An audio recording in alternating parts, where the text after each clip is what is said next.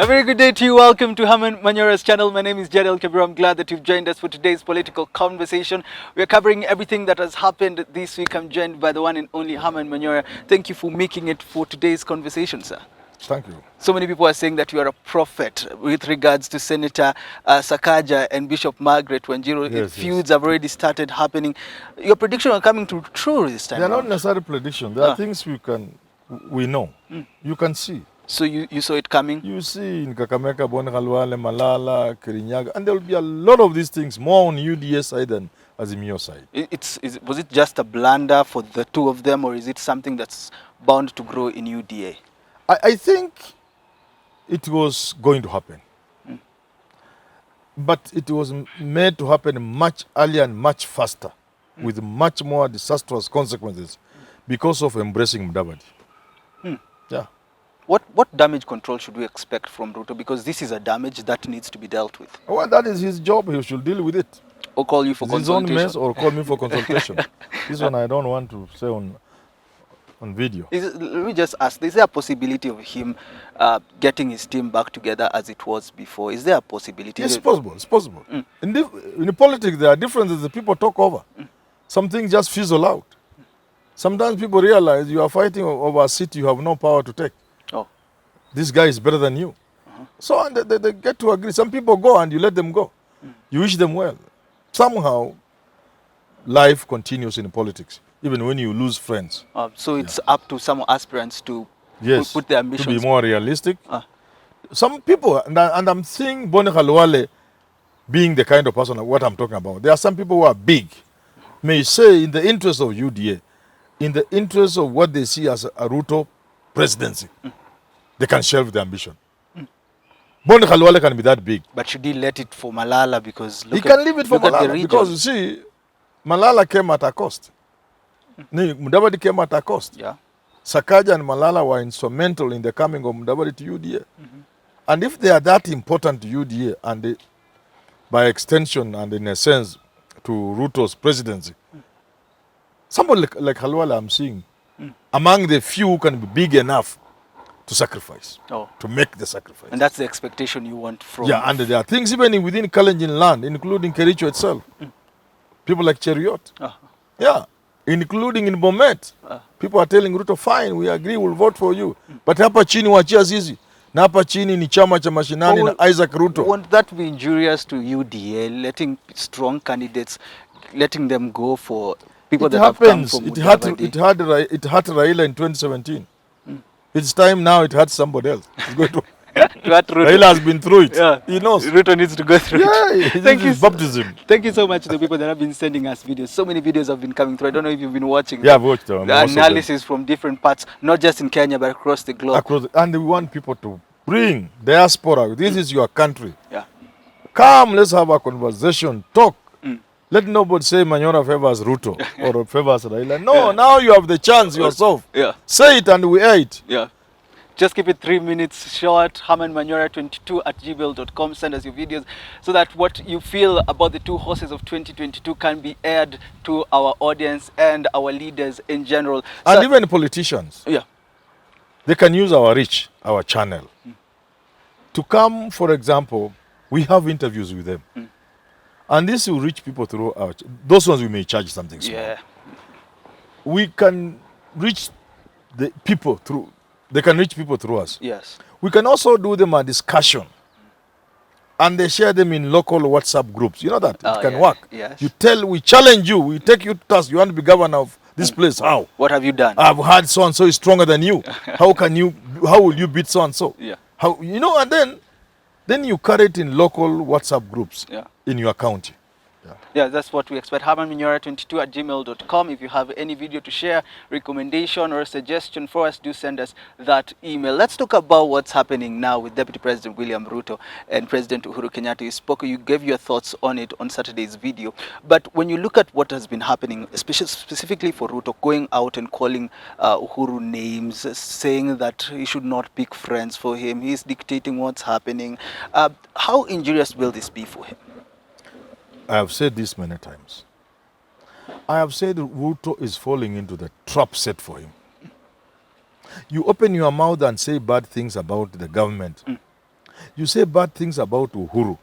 They want you to do exactly that. Because every time you say something bad about Uhuru, every time you point your finger at Uhuru, every time you call Uhuru Tapeli, you lose votes from Mount Kenya. You said some of the legislations, amendments that are in parliament, some of them are just to trigger him. Yeah, do you think trigger the anger, president can go through all this just to trigger this? Yes, this is politics. Ask yourself, what do they stand to gain by even the political parties' bill?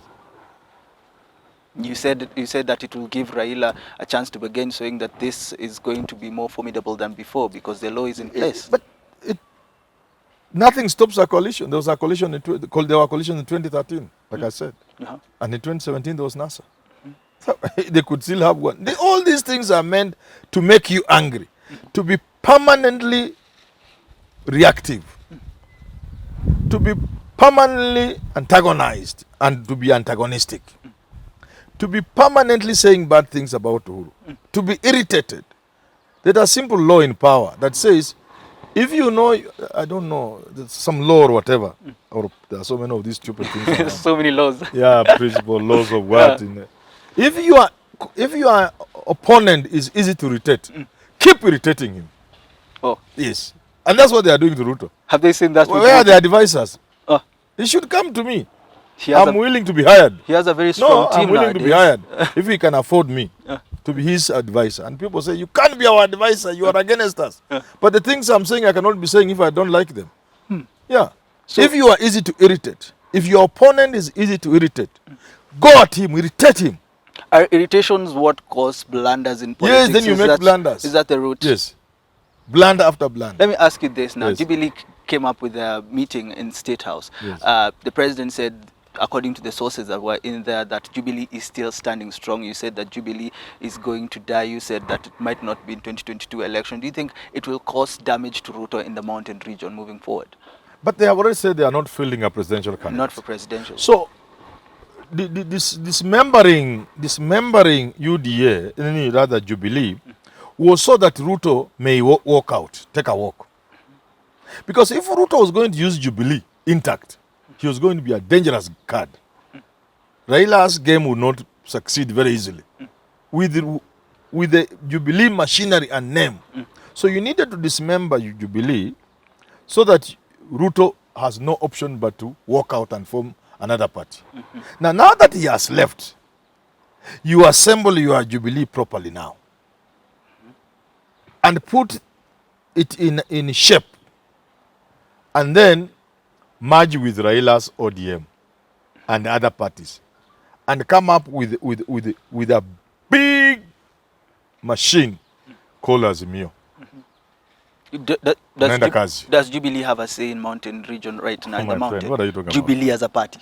You see, Jubilee is Uhuru and Uhuru is Jubilee. So to say Jubilee has no say, to say Uhuru has no say, which is wrong. And I've told people, in the fullness of time, they will see that Uhuru is not the person they thought. They will realize Uhuru has such a serious power that his word is next to law. What can Uhuru say? What can he say now that will change the perception of people towards Ruto? Is there anything that he can say? When you look at him, what he has been working for the government together with Ruto, is there something that he can put in place in the mountain that we do not know, that will change the people's minds? At the national level, he has already told people, through Tujo, if what we are hearing is true, that he differed with Ruto because Ruto wanted to impeach him. That is not a small matter. That's not a small matter. That's not a small matter. And I've also said in my Saturday video that it's time to say goodbye. Time to say goodbye. Times to say goodbye are serious times. There's a song that says that. Yes, say goodbye. Let's say goodbye. My friend. When people are parting, emotions are high. Some people are fighting tears.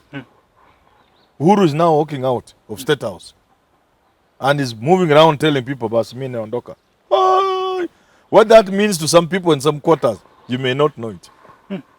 Yes, it will change many things. But I think at that time, if he tells people, I've been with you, I've served you well, and he may choose to remind them a few things which we can't mention here, going back earlier before he became president, and remind them and tell them, I know what it means for me to be there for you. And that's why I'm telling you I'm not there from August this year. But I feel, if you asked me, in your own interest, so and so should be the president. Don't think these boys running across the papa on border and do the oh you dear hustling. The really Kikuyu will sit down and they will listen to Uhuru. When we ask ourselves, when you voters looking at what Uhuru said about Ruto back in 2013, that this is the man that we're going to change our country together, wouldn't we ask ourselves, why is he saying all these things now? But that's they why, said the same thing about that's Raila why back he will then. create the narrative, and the narratives have already begun. This guy wanted to impeach me. This guy wants to stab me in the back. And I've said in that video, Uhuru is a custodian of intelligence. And the intelligence the world over can manufacture anything, can manufacture evidence. Let's hold it at that, on that one. But look, elections amendment right now. We look at the amendment on elections. DP Ruto is strong at it, saying that this is taking us back to the way we voted back in 2007. When you look at it, trying to transmit of the elections, both electronically and manually, would you say this is a move? I've not looked at that thing. But I get the impression people seems to be reacting without having read. They are like me who hasn't read, but they are reacting. Because there's a difference between electronic transmission of results and the live transmission of results by media houses. These are two different things. Yes. In 2013, the latter was banned. Media were not allowed to transmit results live. Media. Yeah. So I'm wondering, is the law meant to stop transmission of results, or is it by the IBC, or is the law meant to prevent media from live transmission? Sometimes I get the impression that confusion. What is strong from UDA's side is that the manual transmission, because now the IBC chairperson will not be able to announce the results without having manually received the Form 34A, for example, from the presiding officer. This means that he'll have to wait for all the 290 constituencies to bring the results back to him. That's what I'm saying. There is more noise than truth.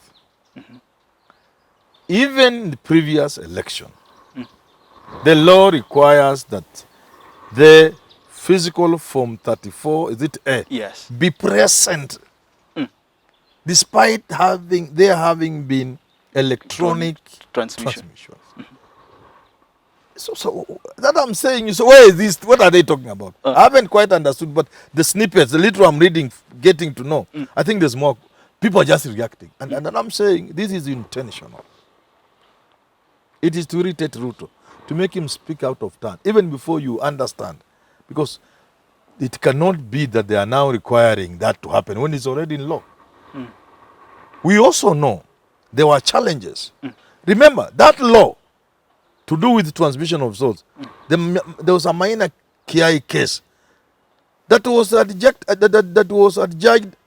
just 2-3 months before the election. Yeah. Then minor Kiai was one of those.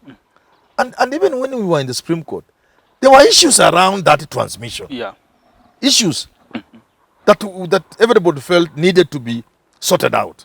So if this law perhaps intends to address that, what will be wrong with that? But I'm saying what I'm getting, and I could very wrong, these people are in the mood to react, to be irritated, to jump up every time. Yeah. They don't even look at the law itself. The question is the timeliness of these laws, bringing laws 3, but when 4, Ruto was 5 president, months to laws were put in place a couple of months before the election. And that's why I'm asking. When did we even put the IBC in place? Leave alone the laws, the IBC, for last election. Please, give us a break. Let me ask you then, moving forward, should we be changing laws? Should we be looking at amendments, let's say a year to the election? That's what I've said. Laws sometimes, and actually many times, are put in place to address mischief. So if we view this as a mischief, we don't fight it as a law now. We look at it as a mischief and put a law in place to address the mischief. Okay. So long as there's nothing that stops somebody from coming up with a law, you can't complain about the timing. But you can say now we have seen mischief and create a law to address the mischief. You can amend the constitution to provide that there can be no law affecting elections in this country that will be enacted a year before the election. That's my approach to law. Oh. That's my approach to things. There's a better way of fighting these things.